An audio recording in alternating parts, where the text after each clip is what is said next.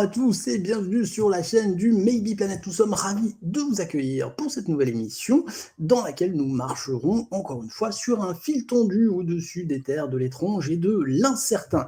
À notre habitude, en funambule du possible et du peut-être, nous essaierons, armés de notre libre arbitre et de notre discernement, de garder notre équilibre pour ne pas basculer dans la croyance aveugle ou dans le déni péremptoire. Ce soir, nous avons le plaisir de vous présenter une nouvelle émission dans le cadre du partenariat Le Lotus et l'éléphant.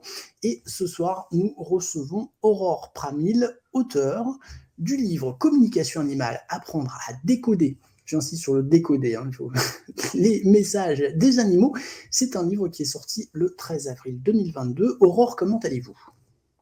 Bonjour, écoutez, je vais très bien, je suis ravie d'être avec vous ce soir pour parler de ce beau sujet de la communication animale.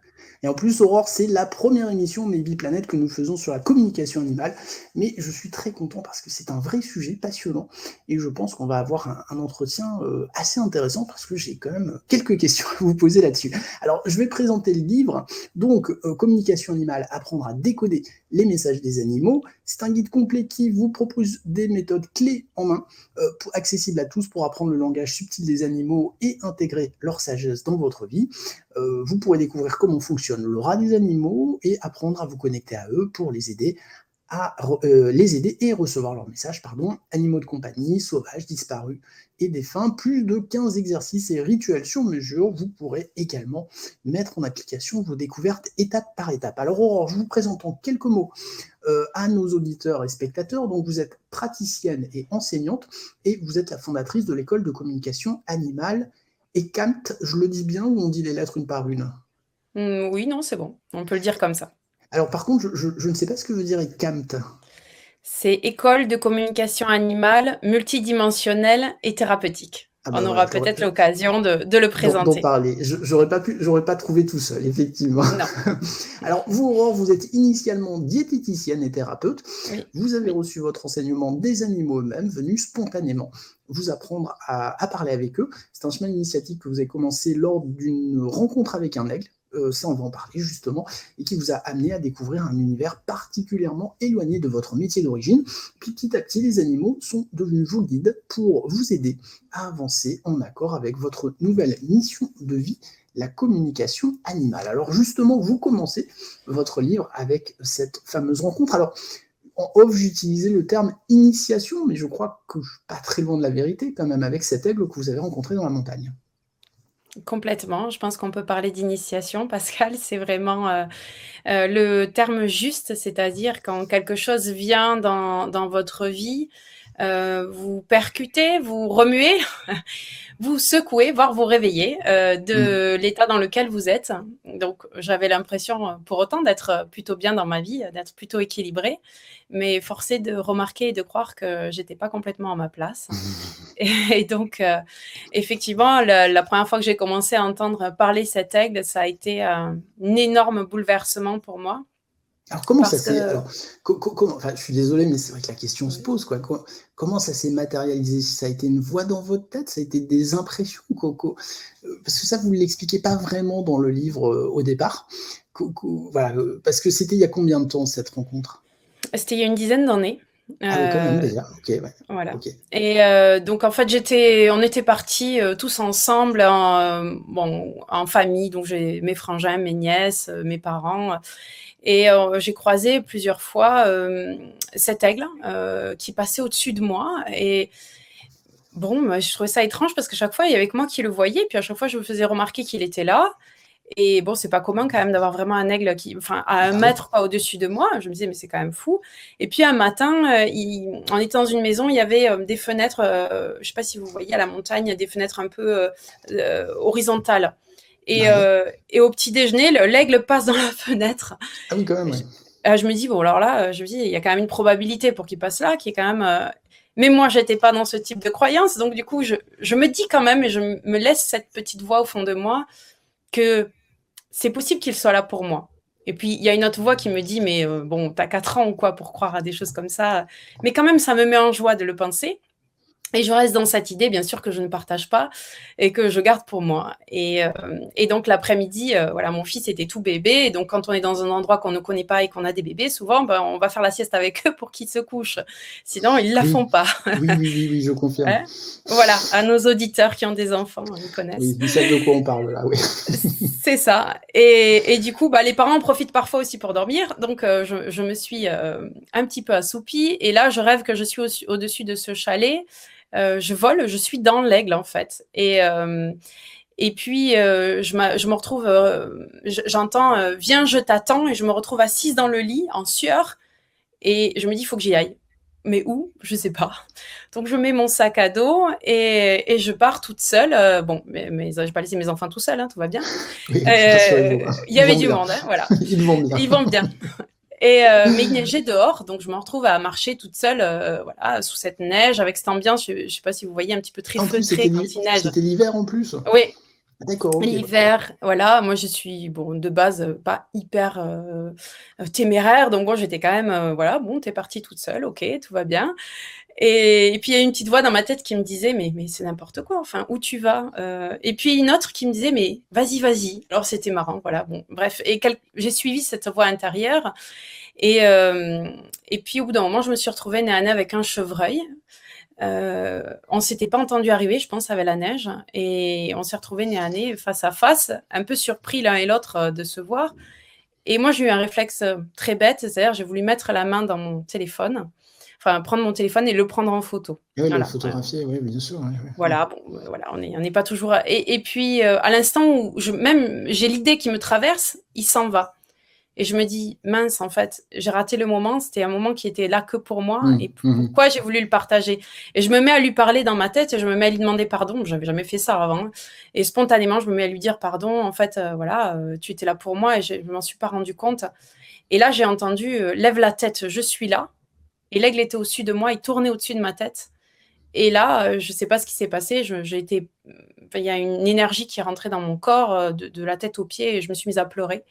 Et je suis restée là longtemps à vivre un moment absolument indescriptible. Donc quand je suis revenue après, je savais pas comment le raconter. Je l'ai raconté qu'à mon conjoint, mais je savais pas Ouais, comment lui c'est raconter. compliqué, enfin, de se dire: «On va me C'est prendre pour une tarée, je pars seule, dans la neige, parce que Oui, l'aigle m'a dit qu'il entendait».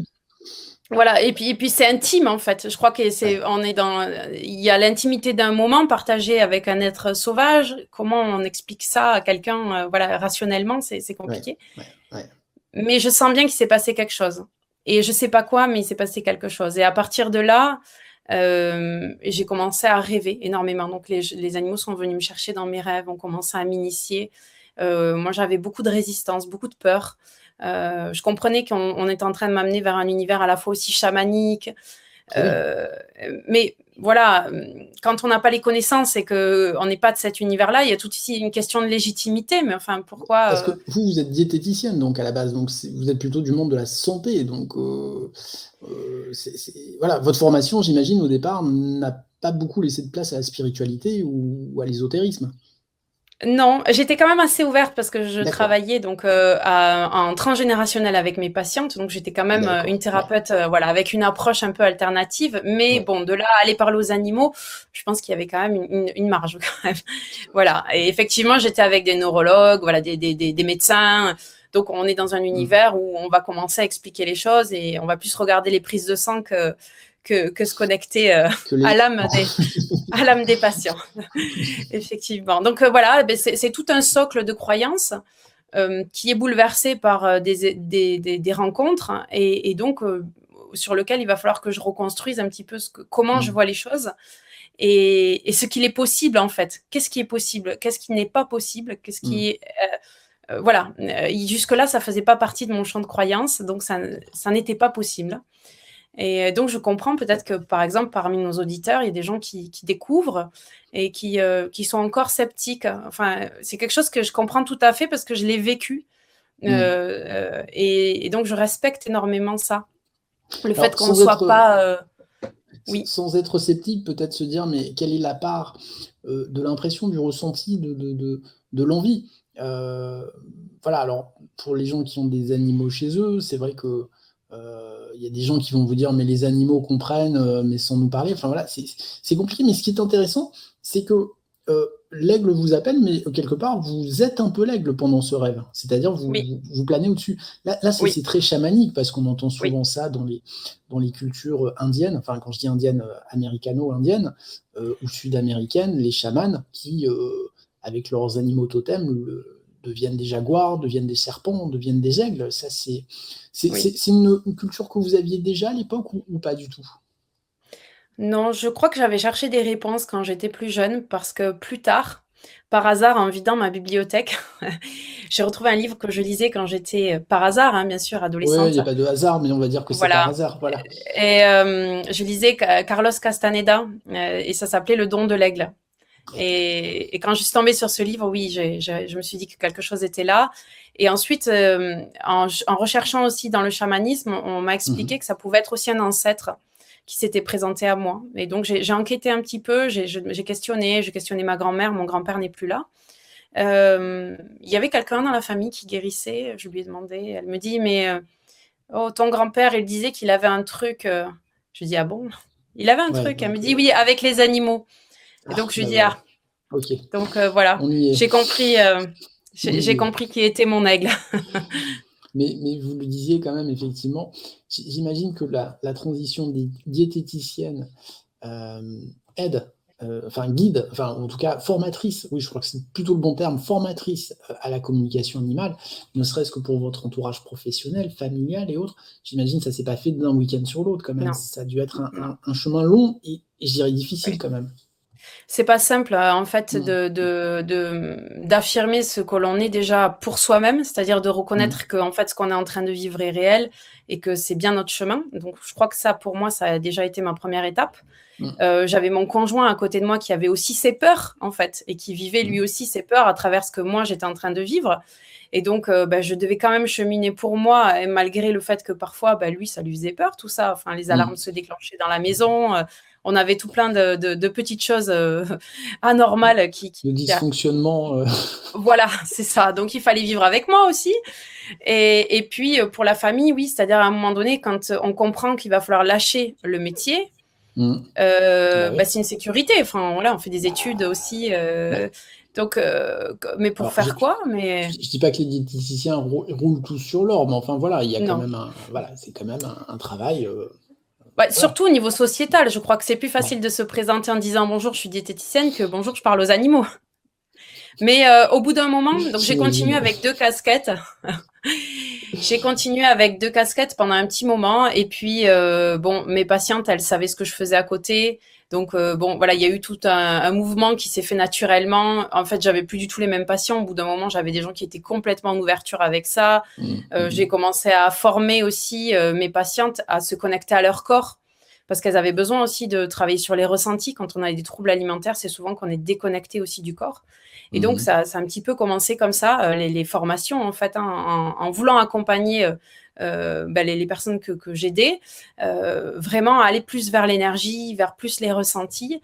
Et petit à petit, ça s'est développé. Et à un moment donné, j'ai senti que cette double casquette était inconfortable et que c'était mmh. plus moi. Et Ouais. donc, c'est là où j'ai dit, bon, en fait, ça y est, c'est le bon moment pour... Et ça, en fait, oui, ça paraît facile quand on le raconte, mais non, c'est pas facile. Et enseigner, ça l'est encore moins parce que, Bah, en fait, toutes les choses qui sont arrivées dans ma vie, c'est pas forcément moi qui les ai voulues, c'est les choses qui sont arrivées parce que je reçois des messages de guide et parce que quand on me les demande, ce n'est pas des demandes, c'est des injonctions. oui, il faut c'est aussi. c'est non négociable en fait. Mmh, Et donc, mmh, parfois je négocie, mais parfois je ne peux pas négocier. Donc, je ne sais pas où ça va m'amener, mais je sens bien que je dois suivre ça. Et donc, c'est difficile aussi de devoir faire confiance dans l'invisible et de devoir dire, en fait, là, immédiatement, je me sens pas capable, mais on est en train de me dire qu'il faut que je le fasse, donc je le fais. ouais.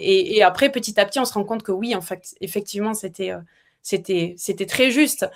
Mais sur le moment, c'est plus qu'inconfortable. On vous demande des sauts, au bord de la falaise en pleine nuit quoi, en gros, des fois, j'imagine quand même.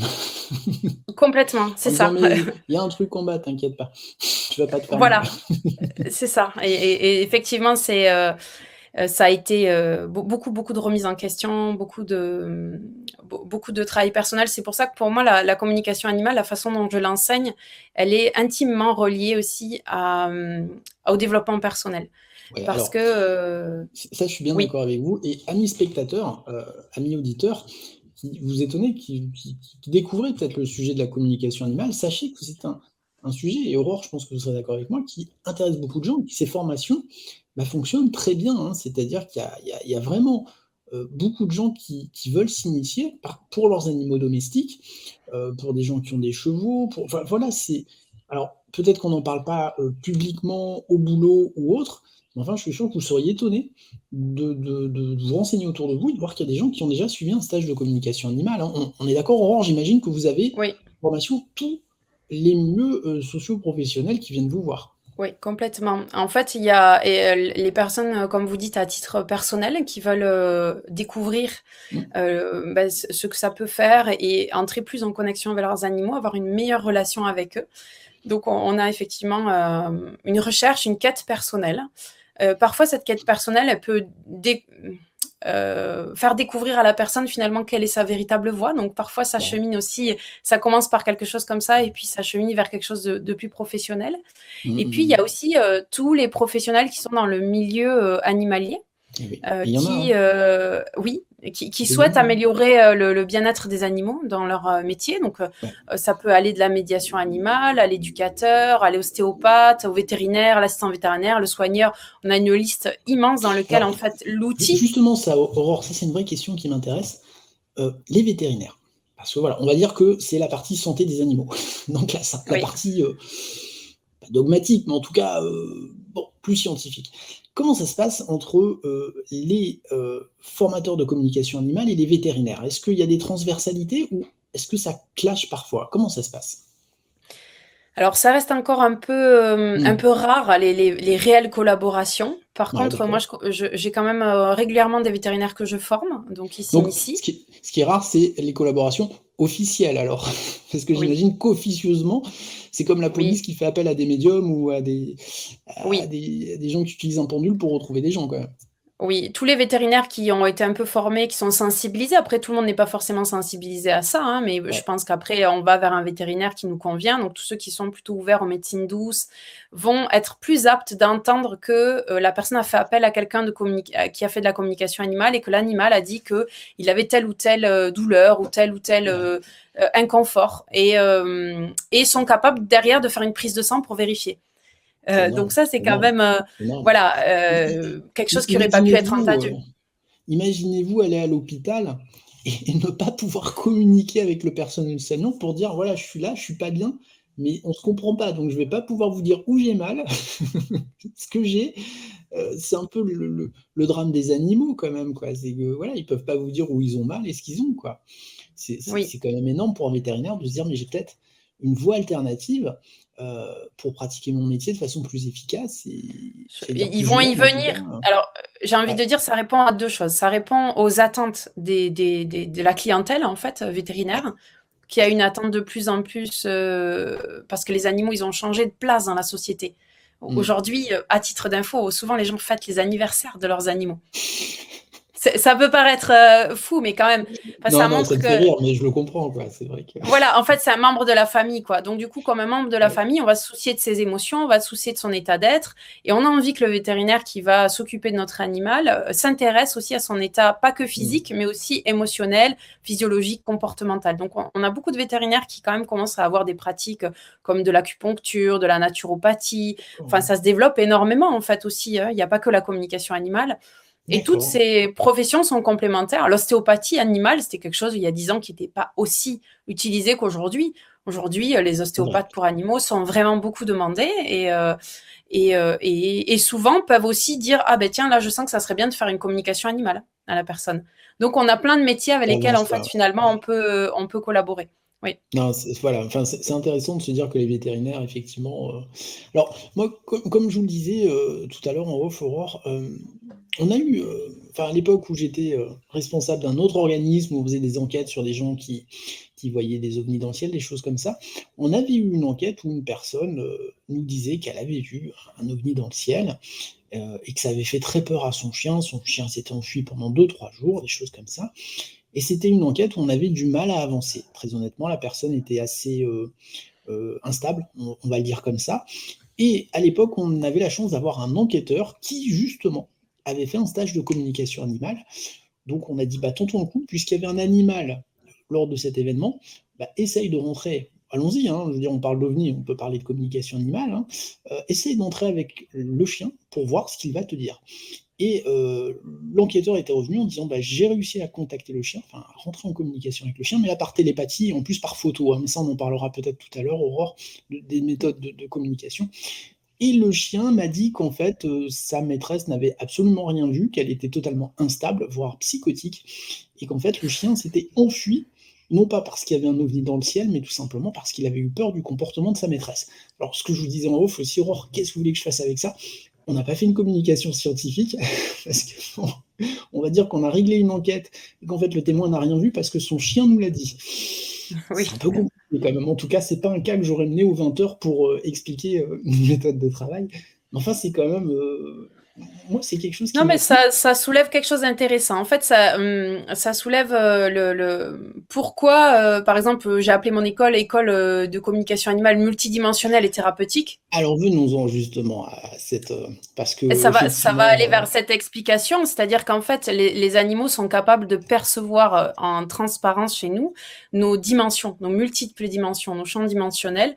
Et dans nos champs dimensionnels, ils ont accès à nos mémoires, à nos blessures, à tout ce que l'on peut être. Donc, je suis pas surprise que ce chien ait pu expliquer que l'état psychique de sa maîtresse n'était pas au Alors, beau fixe. je le redis, hein, on avait quelqu'un qui était en formation en communication animale, ça c'est une première chose, qui avait connaissance quand même de nos difficultés avec le témoin, quant à son instabilité palpable. Donc moi, ma question, après Aurore, c'est vrai que c'est délicat de se dire, mais est-ce que cet enquêteur n'a pas été pollué par ces éléments qu'il avait pour après faire une analyse de ce qu'il a pu ressentir avec une communication avec le chien? Vous voyez, c'est quand même... c'est pas C'est simple, toujours quoi, voilà. possible. C'est Ouais, toujours c'est possible. pas simple. C'est pas une science exacte. Pour l'instant. Pour l'instant. Pour l'instant. En tout cas, on peut tous faire des erreurs quand on fait de la communication animale. Ça, je pense qu'il faut quand même garder en tête qu'il y a une marge possible d'erreur. Après, effectivement, plus on pratique et plus on a des outils complets, plus on a Ouais. des communications qui sont quand même proches d'une réalité. Alors là, pas Mm. forcément par rapport à ce cas, parce que de toute façon, il faudrait que la personne, elle peut pas confirmer, en fait, cette personne à qui appartient le chien, que ce qui s'est passé. Donc, on est sur un Exactement. cas un Ouais. peu compliqué. Bah, Euh, carrément inextricable, si ce n'est de se dire, bah, c'était intéressant d'utiliser cet outil supplémentaire oui, pour voir ce qui allait en sortir. Et honnêtement, moi, comment dire, j'y suis allé de façon tout à fait ouverte, hein, mais je m'attendais pas à une vérité immuable et de dire, ça y est, on a réglé le problème, quoi. Mais j'ai trouvé cet outil très intéressant quand même, effectivement. oui. Alors, je vois une ou deux questions qui sont intéressantes, si je peux me Alors, permettre, ah bah, allez-y, Pascal. allez-y, avec plaisir, Aurore. Alors, donc, on me demande si c'est possible de pratiquer grâce à la méditation et si tout le monde peut accéder à cette pratique. Donc, je Ah, pense que bah, peut-être, c'est l'objet du livre, justement. voilà. C'est l'objet du Euh, livre, justement. Effectivement, dans le livre, il y a un quiz qui permet un petit peu de savoir où on en est et quel va être le chemin peut-être pour accéder à la communication animale. Donc, Alors, juste, oui. quand le lotus et l'éléphant vous a demandé d'écrire ce livre, euh, est-ce que vous vous êtes dit, OK, je suis capable, j'ai les outils, ou est-ce que vous vous êtes dit, c'est trop tôt, ou est-ce que vous avez eu une appréhension à l'écriture de ce livre? Non, ce qui était amusant, c'est qu'en fait, j'ai fait un post sur LinkedIn Ouais. avec un phasme. Et je venais d'auto-éditer un livre qui il sera publié l'année prochaine chez Lotus et l'éléphant. Excusez-moi, je suis désolé, hein, je vais paraître sûrement idiot, mais je ne sais Oui. pas ce que c'est un phasme, en fait. Un phasme, c'est un insecte qui ressemble à un bâton. Vous D'accord, voyez? oui, ok, bon, voilà, ok. Comme une branche, là, un petit insecte branche. Je vois, je savais pas ce que c'était qu'un phasme. Voilà. Bon, mais il y en avait un dans mon jardin, donc j'ai fait une petite publication sur ça. Et donc, Sophie Barza, qui est éditrice chez Le Lotus et l'éléphant, m'écrit et me dit que si un jour j'écris sur la communication animale, voilà, elle était OK pour que je lui transmette mon texte. Et je venais juste d'auto-éditer mon livre, Bon. et qui raconte mon histoire. Et donc, je lui dis, bah, justement, j'ai quelque chose à vous proposer. Et elle m'a recontacté plusieurs mois après en me disant, bon, vous êtes le coup de cœur de l'édition. Voilà. Et donc, quand elle m'a parlé d'écrire sur la communication animale, c'était juste évident qu'en fait, on me donnait la parole. Parce que, voilà, justement, la question, c'était, oui, est-ce que cette parole, elle a un sens? Qu'est-ce que je vais apporter de plus? Parce qu'il y a des choses qui sont très bien. Oui, Il y a des belles choses, il y a déjà plein de livres qui existent, il y a des belles personnes qui ont fait évoluer la communication animale. Qu'est-ce que je peux apporter? Je crois qu'aujourd'hui, là, alors peut-être je me trompe, mais j'ai l'impression que la personne la plus connue, en tout cas la plus médiatique, c'est peut-être Leila Del Monte, Oui. qui est quand même, on va dire une sommité quelque part dans la communication animale. Elle a effectivement permis de rendre cette pratique connue, en fait, et acceptable. Voilà. Donc, elle a vraiment participé à tout ça. Et après, on a, je pense, chacune une façon d'aborder la communication animale qui est un peu propre au parcours personnel, au tempérament et à notre caractère aussi. Donc, voilà.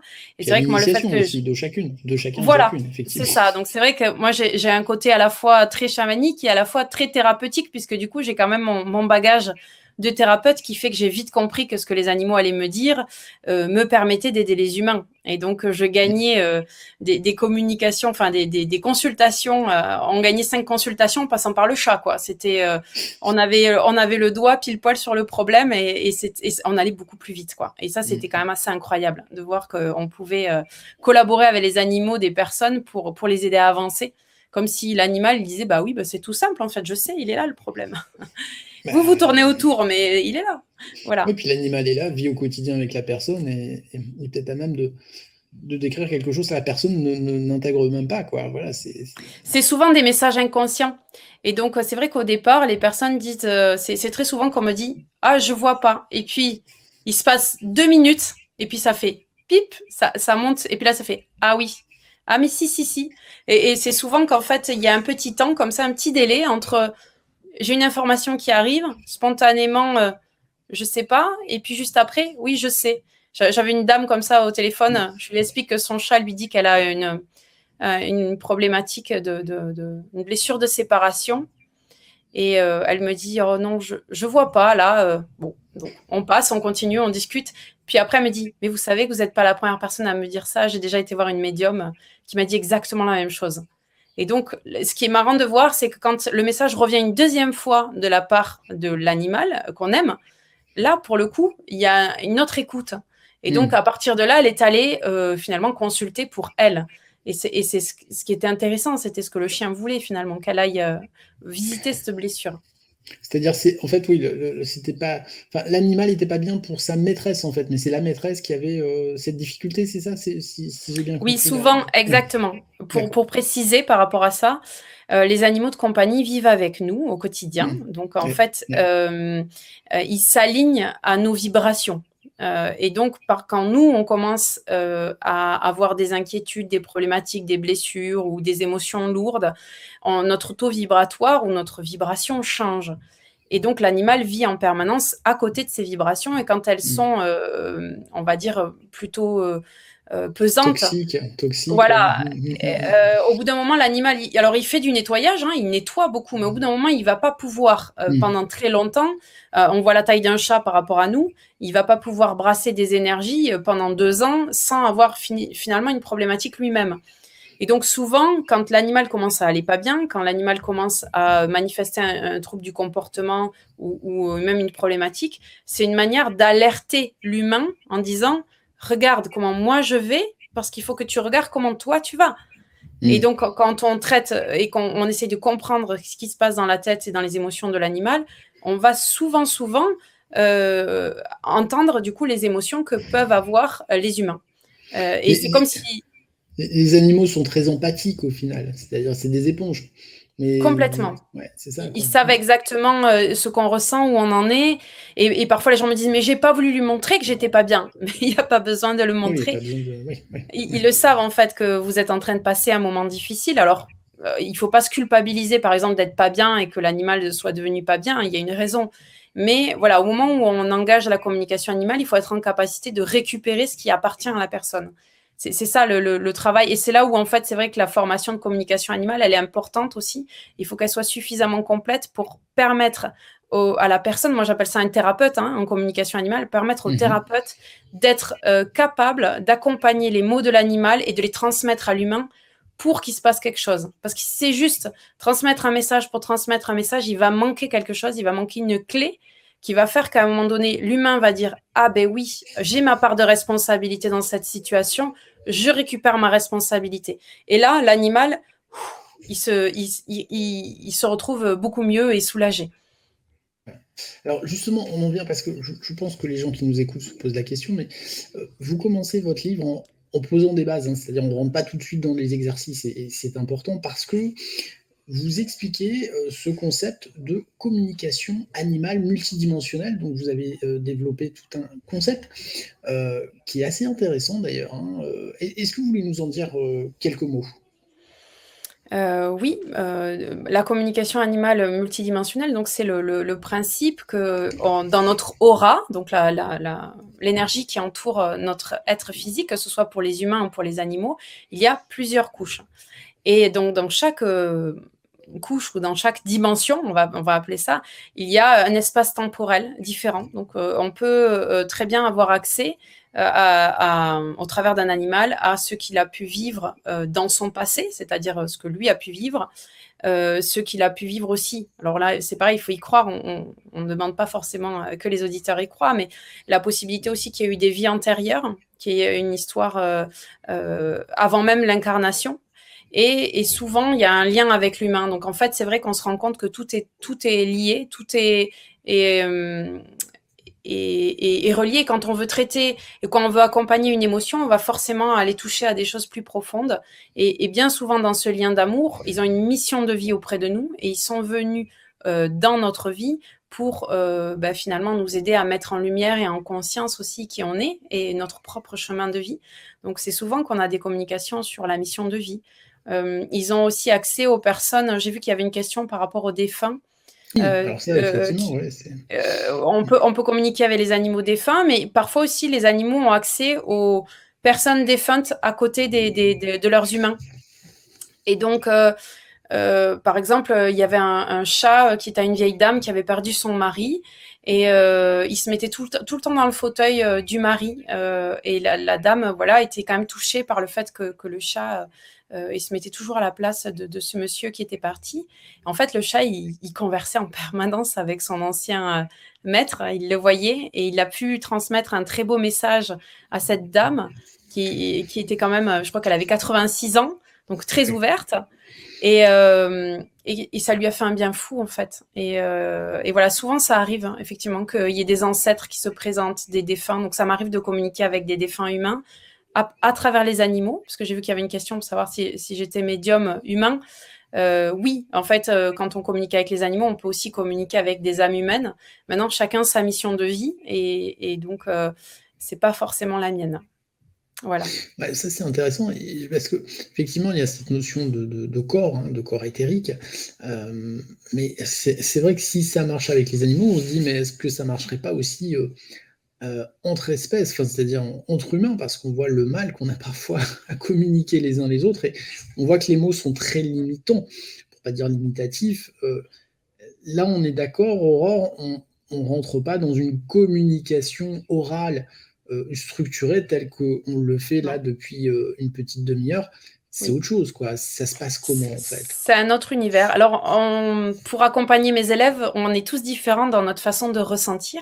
On Mhm. ressent pas tous de la même manière. Donc, par exemple, moi, j'ai commencé à entendre, et puis 1 an ou 2 après, j'ai commencé à voir. J'ai commencé à avoir ce qu'on appelle de la clairvoyance. Je l'ai Mhm. pas eu tout de suite. Tant mieux, j'ai envie de dire que tout ne se. Ouais, ça a été plus progressif comme ça. Voilà, Mhm. c'était très bien. Mm. Et quand j'accompagne mes élèves, je les accompagne aussi sur comment on peut recevoir un message. C'est-à-dire que pour un même animal, on va avoir par exemple plusieurs élèves qui vont essayer de communiquer avec le même animal et qui vont recevoir des choses différentes. Certains vont avoir des mots, certains vont avoir des images, d'autres vont avoir que des ressentis physiques. Et quand on les met tous ensemble, on se rend compte qu'en fait, il y a un sens et que finalement, il y a un sens commun à chacun de ces messages et que c'est la même chose, mais traduite différemment. Et ce qu'il faut comprendre aussi, c'est que notre cerveau interprète cette onde que l'on reçoit. Donc, c'est-à-dire quand on se connecte en télépathie, c'est une forme de télépathie, hein, la communication animale. Alors, on va y venir, ouais, effectivement, oui, parce Voilà. que voilà, on est d'accord, c'est pas une discussion, quoi. Non, non. C'est une Et forme justement, d'onde. Oui. vous parliez de vos élèves, comment vous fonctionnez? Il y a un animal dans la pièce ou vous fonctionnez par photo? Quelle méthode vous utilisez? Un peu les deux, mais au Ouais. départ, quand ils démarrent, plutôt sur photo, parce qu'en Ah fait, oui. quand on a les animaux en visuel, ce qui se passe, c'est qu'on est souvent pollué par nos 5 sens. Et on C'est peut pas ça. s'en empêcher. Alors, si vous Puis avez on des vétos interprète en un petit plus, peu, ouais, voilà. voilà. Et si vous avez des vétos dans les élèves, vous êtes sûr qu'ils vont essayer ils vont être, voilà, ils vont être perturbés parce qu'ils vont analyser à partir de ce qu'ils se connaissent. Et quand on cherche à apprendre, on cherche à montrer au cerveau qu'il peut utiliser une autre partie de son cerveau qui n'est pas forcément d'habitude empruntée, c'est d'autres chemins. Sollicité, ouais. Voilà, on va solliciter d'autres chemins. Donc, on essaye justement de pas se mettre dans des situations où, quelque part, après, en plus, c'est une façon d'être pollué parce que les élèves, ils se disent exactement comme vous avez dit tout à l'heure, mais est-ce que j'ai pas interprété parce que j'ai vu ça? Et donc, au départ, avec la photo, il n'y a pas cette interprétation. Donc, si on reçoit un message, il n'y a pas l'interprétation et ça aide à prendre confiance parce qu'au début, on a besoin de prendre confiance dans les messages parce Eh oui. qu'effectivement, on doute, c'est normal. Et ce doute, il faut qu'il reste. C'est ce que je leur dis. Parce que souvent, les élèves ils me disent, mais je doute encore. Je leur dis, mais heureusement. C'est Parce un que je crois que, garde-fou, ouais. C'est un voilà, le garde-fou. jour où on doute plus, eh ben, c'est qu'il y a un Ouais. problème. Parce qu'on n'est C'est pas tout puissant, hein, non plus. Hein, donc, on peut se tromper. Et voilà, il faut être quand même en capacité, justement, de garder un petit peu cette limite. Mais elle sera toujours là, cette petite voix qui va dire, mais t'es sûr, mais c'est bien ça, mais tu vas dire ça, t'es sûr que tu vas dire ça. Et ça m'arrive, voilà, des fois de m'efforcer de ne pas m'auto-censurer. On a tendance à ouais, s'auto-censurer.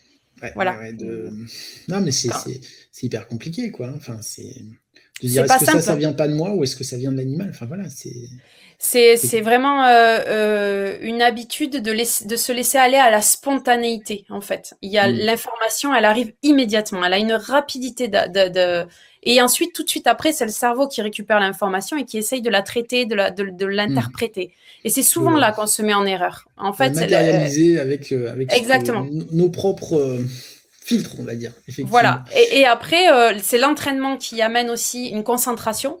C'est-à-dire qu'au Hmm. début, souvent, Hmm. les élèves font des allées et des retours. Ils rentrent, ils sortent, ils rentrent, ils sortent dans une énergie. Ils captent quelque chose, ils ressortent. Et c'est déjà beaucoup. Ouais. Plus on pratique, plus on peut rester longtemps dans l'énergie d'un animal, plus on peut approfondir des choses, tout en restant concentré. Et ça, je pense que c'est aussi un exercice. Voilà, c'est un peu comme un sportif Mais c'est qui exactement ça, s'entraîne. voilà. C'est soit vous faites ça, c'est comme les gars qui vont à la salle, ils y vont une fois par mois, ils font n'importe quoi, ils Voilà, sortent de c'est là, ça. ils sont défoncés, et puis ils disent je comprends pas, je perds pas de poids. Et Puis à oui. côté de ça, vous avez les gars qui sont là tous les jours, qui font pas de bruit, Et voilà, mais qui savent ce et qu'ils qui font, progresse. et qui Exactement. progressent beaucoup plus vite et qui disent rien à personne. Par contre, Laurent, une question. Euh, je rentre en communication avec un chat, un chien, un cheval. Euh, Est-ce que c'est les mêmes ressentis ou chaque espèce a quand même ses spécificités de ressenti? Alors, pour moi, on parle pas avec forcément une espèce, on parle avec une âme et donc c'est Donc, d'accord. plutôt, un individu. Par contre, on peut aussi apprendre à parler avec des individus groupes, c'est-à-dire l'énergie du cheval. Donc c'est ce qu'on Mhm. le groupe famille de l'âme des chevaux et là, on peut communiquer avec l'esprit du cheval, on va dire et c'est plus chamanique, hein, mais en fait, voilà, c'est relié aussi et là, on peut communiquer avec le cheval, on n'aura pas du tout la même énergie que si on communique avec l'esprit du chat ou si on communique avec l'esprit du chien. Par contre, D'accord, voilà, chaque. un chien Max et un autre cheval Alfred, ben, on va pas pouvoir les mettre dans des cases en fait. C'est vraiment un individu. Et c'est un individu qui est relié à un humain ou à plusieurs humains. Et donc ça Mhm. complexifie d'autant plus le lien qu'il peut y avoir. Voilà, c'est Ouais. vraiment des individus, c'est des âmes particulières qui viennent avec chacun une mission de vie. C'est pas forcément un chien. Donc c'est vrai que des fois on se détache un petit peu en communication animale de l'espèce pour recevoir le message, en fait. Et Mais après, oui, pardon. non, je reviens là-dessus et je me dis, mais si ça marche avec des animaux, ça doit pouvoir marcher avec des hommes et des femmes aussi, non? Est-ce que des fois, ça vous arrive en fait de penser communiquer avec un animal, puis en fait vous communiquez, mais avec une personne ou avec le maître ou autre? Est-ce que vous avez parfois eu cette impression en fait de dire, mais là je suis pas sur la bonne cible? Alors je fais des lectures d'âme, donc je me D'accord. connecte aux humains. Dans ces cas-là, quand je sens qu'il y a quelque chose à approfondir, que l'animal me dit bon là il y a quelque chose à approfondir, ou la personne d'elle-même à la fin d'une communication me dit ou là vous avez soulevé quelque chose, je sens qu'il faut que je l'approfondisse, est-ce que vous pouvez m'aider? Dans ces cas-là, voilà, je m'attarde pas sur la personne et je sais qu'après je reviendrai spécifiquement communiquer en lecture d'âme avec la personne. Ce qui est différent avec la lecture d'âme, c'est qu'ensuite on peut communiquer comme vous et moi. Et donc on peut échanger. L'animal, une fois qu'on a communiqué avec lui, il n'y a que la personne qui connaît l'animal qui peut nous vérifier les informations et qui peut nous dire oui, oui, c'est exact, oui, ça me parle, oui, effectivement, ce que vous êtes en train de me dire, je retrouve mon animal dans son comportement, dans ce qu'il a dit. Voilà, on n'a que cette validation-là. C'est plus. Il y a un tiers. Question intéressante, effectivement, de Sophie. Ça, c'est une vraie question, effectivement. Tout comme les humains, pardon, je massacre la question, pardon, Sophie. Est-ce que tout comme les humains, y a-t-il des animaux malveillants? C'est-à-dire, voilà, est-ce que vous avez des animaux qui parfois sont de falloir passer, des animaux battus et autres qui, en fait, sont pas cool du tout, quoi, voire même plutôt malveillants? Ça vous est déjà Non, arrivé, ça, voilà, non. d'animaux J'ai qui... pas eu ça. Par contre, j'ai eu des animaux avec des vécus très compliqués et très Ouais, difficiles. bah ouais, j'imagine. Ouais. Non, par contre, ça m'arrivait rarement d'avoir certains chiens dangereux, ce qu'on classifie de dangereux, Eh oui. qui Mal sont, élevé, on va dire plutôt. voilà. Bon. On a ce cas des mordeurs, Effectivement, je crois, je sais pas comment ça s'appelle on ces est chiens là. d'accord. La problématique est plus humaine, et Ouais, ce qui est on est d'accord. difficile, c'est de faire entendre le message à l'humain. Donc, on a des Hmm. animaux qui sont souvent très tristes. Voilà, Ouais. ça fait beaucoup de peine en fait. Voilà, C'est-à-dire ils vivent pas ce qu'ils veulent, ils sont pas d'accord avec. ils sont pris dans leur propre rôle. Ouais, Ils sont d'accord. enfermés dans un rôle et c'est pas forcément eux, c'est pas forcément leur énergie, mais ils savent Hmm. pas comment faire. Et si l'humain à côté est pas en capacité de comprendre qu'en fait, il va falloir porter un autre regard pour que cet animal change, c'est compliqué, effectivement. On va dire les choses. Or, souvent, vous voyez des gars avec des pitbulls et vous vous dites, ils vont pas les transformer en Saint-Bernard, les pitbulls, quoi. Vous voyez ce que je veux dire? Oui, Alors que le pitbull, au départ, c'est pas un chien méchant. C'est non. un chien avec des caractéristiques physiques très particulières. Enfin, bon, voilà, Mais c'est ils pas sont spécialement. qu'amour en fait, hein. Ils Ouais. sont qu'amour, hein. Ils sont là pour donner de l'amour, ils sont là pour aimer leur maître. Quand on les élève dans l'amour, c'est des chiens qui sont absolument adorables. Mm. Tout dépend de Mais l'état d'esprit de la personne qui vit avec. je parle de ces chiens parce que c'est vrai que ces chiens sont quand même souvent au cœur de débats ou Oui. euh, voilà, mais de dire le chien quelque part, quand il arrive, lui, il n'est pas spécialement Non, parti pour bouffer des gens, hein. Enfin, non, pas du tout, pas du tout. Il répond à ce qu'on attend de lui quelque part. ouais. Maintenant, si on l'éduque pour Euh, ça, voilà quoi. mais vous prenez un enfant, vous lui répétez tout le temps qu'il est nul, qu'il fait rien, qu'il sert à rien, qu'il de toute façon c'est un voyou. Vous avez de fortes chances pour qu'il Mm. devienne à un moment donné un délinquant. Et pourtant, à la base, il n'était pas forcément venu pour être délinquant, mais il répond à quelque part ce qu'on attend de lui. Et donc, Un est-ce qu'il va gamin, être vous lui heureux? mettez une arme à 8 ans dans les mains, à un moment, ça devient un soldat, quoi. Alors que bon, il n'était pas parti pour ça, quoi. Enfin, on est Exactement, d'accord là-dessus. exactement. Donc Ouais. voilà, c'est vrai que bon, c'est pas vraiment les personnes qu'on rencontre en communication animale, j'ai envie de dire, hein, parce que malheureusement, c'est pas ceux qui vont forcément faire appel à quelqu'un qui fait de la communication animale. Oui, ouais, je pense qu'ils ont Oh, des idées assez arrêtées sur ce qu'ils doivent faire avec leur voilà. animal, Donc, effectivement. donc j'ai pas eu à rencontrer beaucoup. Par contre, on rencontre parfois ces chiens après qui sont dans des refuges et qui Mm. mériteraient une deuxième chance, une deuxième vie, Mm. et qui effectivement peuvent exprimer à ce moment-là leur passé. Mm. Parfois, les personnes les adoptent et quand ils ont un passé compliqué, il est possible que les animaux ne veuillent pas en parler. Ça arrive. Parfois, Comme, ouais. Mm. je ressens que voilà, c'est compliqué, mais ils n'ont pas envie de l'expliquer. Parfois, ils l'expliquent en détail, mais parfois, ils ne l'expliquent pas. Et simplement, on peut ressentir à quel point ça a été compliqué. Et Ouais. voilà. Alors justement, c'est vrai qu'on parle de ces animaux qui font peut-être pas ce qu'ils veulent. Euh, Est-ce que quelque part, quand vous communiquez avec un animal, vous sentez un sentiment de devoir servir son maître, parce que vous parliez tout à l'heure d'animaux qui sont parfois là dans le cadre d'une mission de vie spécifique, hein, pour accompagner non pas un humain, mais une autre âme, une âme jumelle ou autre. Les animaux ont-ils cette notion de servitude, on peut dire ça comme ça, et pour aller dans la lignée de cette question de Sophie, est-ce que les animaux sauvages ne sont pas parfois plus heureux? Alors effectivement, vous parliez tout à l'heure, tous ces animaux en cage qu'on dresse à faire des gestes précis,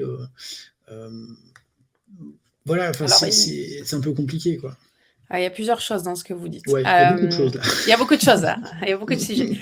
Je vais essayer de faire court. L'animal sauvage, effectivement, il est moins imprégné de l'homme. Donc, il n'a pas cette problématique, comme on a dit tout à l'heure, où il a juste son taux vibratoire. Et donc, du coup, en fait, quand on se connecte à un animal sauvage qui va bien, globalement, en fait, c'est plutôt nous qui nous mettons à l'écoute de cette énergie. Oui, parce que lui, il fait sa vie et il est dans on s'assoit et on écoute. Voilà, on s'assoit, on écoute, on dit rien. Et puis même, on peut recevoir des enseignements. Des leçons, ouais. Exactement. L'animal de compagnie, il est en général plutôt heureux de sa mission de vie, même si elle est compliquée. Il n'y a pas de notion de servitude. Je pense que c'est nos amis, ils se voient d'égal à égal. Parfois, ils se surmissionnent. Il arrive que, voilà, en communication animale, par exemple, je pense à des chiens très réactifs ou qui sont vraiment, on sent qu'ils sont dans une mission de gardiennage et parfois on peut les apaiser en leur disant mais en fait, t'es peut-être pas obligé d'en faire autant. Tout va bien. Ce qui n'arrive pas aux chats, les chats, on sait, sont des gros enfoirés, ne pensent qu'à eux, hein, de toute façon. Non, méfiez-vous. C'est pas vrai. Les chats, ils nettoient bien plus qu'on ne voit dans l'invisible. Voilà. Ils travaillent dans la discrétion. Ils travaillent dans la discrétion, mais ils bossent bien. Et je les appelle les petites machines à laver. Eux, ils nettoient sans qu'on voit. Et parfois, du coup, ils s'y épuisent. Et après, les animaux, pour parler des animaux en captivité, c'est ça que vous vouliez dire, les animaux... Par exemple, effectivement, les animaux de zoo, hein, aujourd'hui, c'est une problématique. C'est vrai que c'est un peu comme les corridas. Enfin, ça semble un peu d'un autre temps. Enfin, voilà, il y a un problème, quoi. Je pense qu'il y a certaines choses qu'on ne peut pas forcément faire changer immédiatement. Par contre, ce qu'on peut faire, c'est entrer dans ces lieux. Moi, je sais que voilà, j'interviens dans un zoo depuis plusieurs années, que j'ai compris que j'avais une mission là-bas, que je devais mettre de côté mon jugement. Ce que ça m'a appris, c'est aller rencontrer l'humain, aller rencontrer ces personnes qui travaillent sur place. Il y a des personnes qui sont passionnées, qui aiment vraiment les animaux, et leur montrer ma vision du bien-être. Et en fait, en amenant cette énergie, en amenant la connaissance, en amenant peut-être des pratiques plus bienveillantes aussi pour approcher les animaux, quand il va y avoir un geste invasif, de les prévenir, d'utiliser la communication animale. Moi, j'ai senti qu'il y avait des choses qui bougeaient. Et je me suis dit que voilà, ça pouvait déjà aller dans ce sens-là. Je pense que c'est illusoire encore de croire que ça n'existera pas et que ce sera fermé ou qu'il n'y en aura plus. Ce qu'on se rend compte dans les zoos quand on communique avec les animaux, c'est que certains vont très bien. Sont heureux d'être... C'est pas les pires endroits. Enfin... En fait, c'est étrange. C'est encore une histoire d'âme. Il y a des animaux qui sont missionnés pour être ici, pour faire naître des vocations chez des enfants ou des personnes qui viennent. Il se passe quelque chose entre les personnes qui voient et ce qu'ils apportent. Et il y a des enfants qui sont marqués par ces rencontres et qui peuvent vraiment choisir une mission, un métier après. Donc, je pense qu'il y en a qui sont heureux. Et il y en a d'autres, ils savent pas du tout pourquoi ils sont là. Ils comprennent pas. Ça n'a pas de sens et ils sont pas heureux. Donc, on a vraiment des choses... On peut pas mettre tout dans un paquet parce que c'est vraiment une histoire d'individus. Et encore une fois, il y a des gens qui sont très bien à leur place, puis il y a des gens qui ne savent pas pourquoi ils sont là, quoi. C'est ça. Et j'emmène mes élèves, par exemple, au zoo. Alors, certains ne veulent pas venir parce qu'ils me disent, voilà, moi, je suis contre, je veux pas venir, je comprends. Mais d'autres, quand ils font l'effort, je leur dis, venez voir. On va rencontrer les soigneurs, on va aller voir, on va communiquer avec certains animaux. Alors, c'est assez intense, en général. Voilà, il faut quand même être... c'est pas pour les débutants.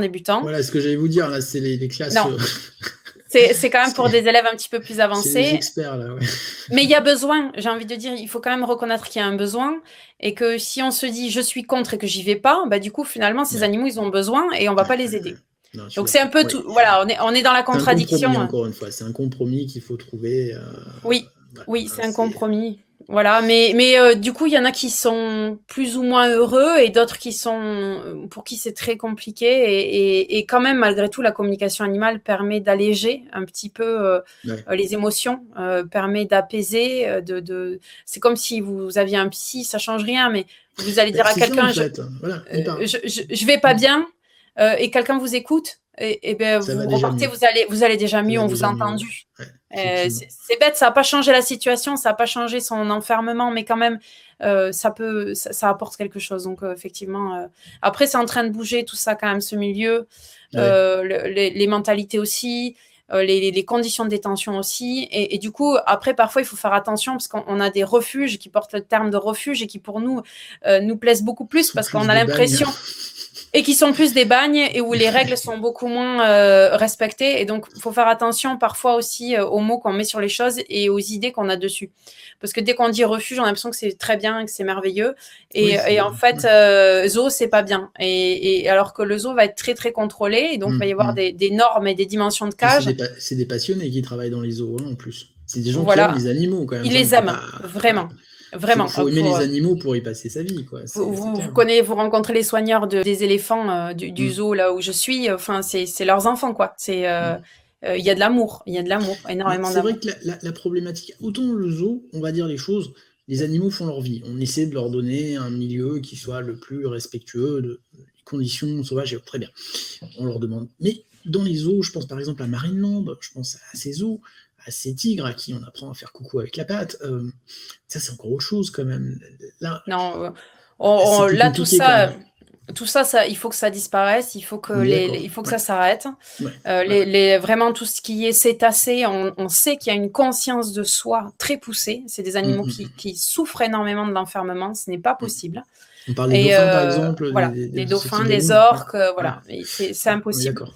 Ils ont rien à faire là, et là il faut qu'on change. On peut pas faire du spectacle pour amuser les gens. Il y a quelque chose qui est vraiment dérangeant. Je pense que C'est quand même c'est indécent en train quelque part. Ouais. d'évoluer. Mm.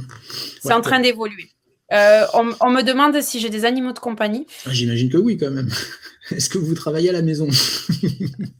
Oui, alors j'en ai pas tant que ça. J'ai un chat, un chien et je m'occupe d'un cheval. Si je Ah, c'est déjà m'écoutais, bien, quoi. j'aurais une ferme.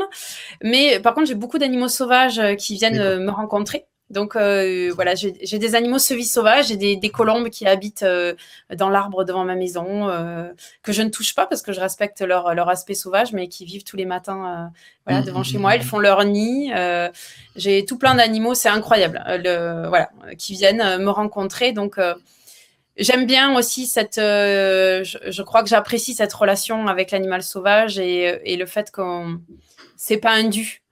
Voilà, Mm. donc j'aime bien les deux. J'aime l'animal de compagnie, mais j'aime bien aussi l'animal sauvage qui vient me rencontrer et qui repart parce qu'en fait on se doit rien et qu'on s'est simplement croisés. J'imagine que votre film préféré de Walt Disney, c'est Cendrillon, quand on voit les souris qui l'aident à faire le ménage, les oiseaux et tout. Alors moi j'ai une Oui. dernière question, parce qu'on pourrait parler encore très longtemps, parce que c'est vraiment un sujet passionnant, Aurore. Mais quand même, moi ce qui m'intéresse, c'est est-ce qu'il vous est arrivé, ou est-ce que vous avez entendu d'autres formateurs en communication animale, que la police, justement, vienne vous solliciter pour essayer d'entrer en communication avec un animal de compagnie dans le cadre d'un homicide, ou plus particulièrement, on a vu cette vague, alors qu'on a appelée la vague de mutilation animale. Je pense que les choses sont moins évidentes que ce que la presse veut bien nous en dire, mais est-ce qu'il arrive que les institutions judiciaires vous sollicitent sur un cas qu'ils n'arrivent pas à résoudre pour voir si vous n'arrivez pas à trouver une piste qu'ils n'ont peut-être pas vue? Est-ce que Alors ça arrive dans le milieu, peut-être à vous, mais peut-être à d'autres personnes? c'est Ou possible. aujourd'hui, Moi, pas du tout?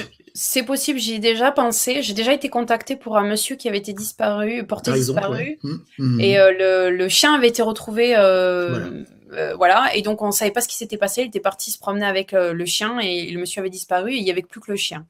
Donc ça, j'avais été contactée pour ça. Par contre, je n'avais pas été autorisée. Il faut savoir que parfois, on n'a pas l'autorisation d'intervenir. Et malheureusement, je n'ai pas été autorisée à intervenir. Je ne sais pas pourquoi, mais Auprès du peut-être que chien, donc. oui. D'accord, ok. Je demande dans l'énergie si je suis autorisée à me connecter. D'accord, Euh, d'accord. voilà, je Donc n'ai pas c'est-à-dire été que autorisée. la police vous dit, voyez ce que vous pouvez sortir comme info, on verra ce qu'on en fait, hein, c'est un Oui, petit peu ça. On ne vous dit pas oui. que vous allez résoudre, mais bon, allez, piste pour piste, on va jusqu'au bout. Mais c'est l'énergie du chien qui vous a dit non, j'ai pas envie de. Enfin, C'est-à-dire que pourquoi parfois on a des oui ou pourquoi parfois on a des non, je crois qu'il y a des situations dans lesquelles on ne doit pas intervenir dans l'univers et il y a des choses qui se D'accord. déroulent. C'est malheureux, hein, mais voilà, il y a Mhm. des choses pour lesquelles on n'est pas habilité à faire. Il y a un processus, il se passe quelque chose qui est en cours, on n'est pas forcément habilité à intervenir. C'est un peu la même chose parfois les animaux perdus. D'accord. Ouais, Mais je pense que ça pourrait être employé effectivement comme technique, pourquoi pas, bah, écoutez, oui, encore une fois, on fait appel à des médiums, on fait appel à des Oui, radiologues. Je crois que c'est comme ça qu'on dit avec les pendules. Je crois que c'est oui. ou des radiesthésistes. Enfin voilà. Je pense que Pourquoi les animaux ne. auraient pas mal de choses à dire, effectivement, Bah oui. sur tout ça. Et on peut utiliser aussi avec des enfants qui sont aussi dans une difficulté à communiquer. Ouais. Donc voilà, ça peut être aussi un intermédiaire pour discuter avec des enfants qui ont des handicaps et qui peuvent pas forcément s'exprimer. Donc Passionnant, voilà. passionnant. Alors, pour finir, je ne sais pas si vous connaissez l'Ordre du Dauphin, Aurore ou pas. Ça, Non, c'est une dites-moi. petite histoire pas très connue, c'est pour ça que je me permets de vous en parler. Alors, vous connaissez peut-être l'organisme SETI, enfin, la recherche de la vie extraterrestre à travers les signaux, c'est un organisme très connu aux États-Unis. Mais il faut savoir que dans le cadre du SETI, pratiquement au départ du SETI, dans les années 50-60, eh bien, ils avaient décidé de s'appeler l'Ordre du Dauphin parce que parmi les chercheurs, il y avait quelqu'un le docteur Lilly, qui avait fait des recherches pour essayer de rentrer avec, à son sens, l'espèce qui était la plus apte à communiquer avec l'humain, en tout cas la plus intelligente, c'était le dauphin.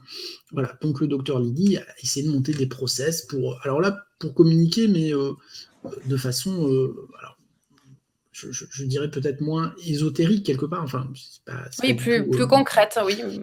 plus scientifique, on va dire, voilà, Oui. comment on l'appelle. Bon, le fait est qu'il n'a pas réussi à.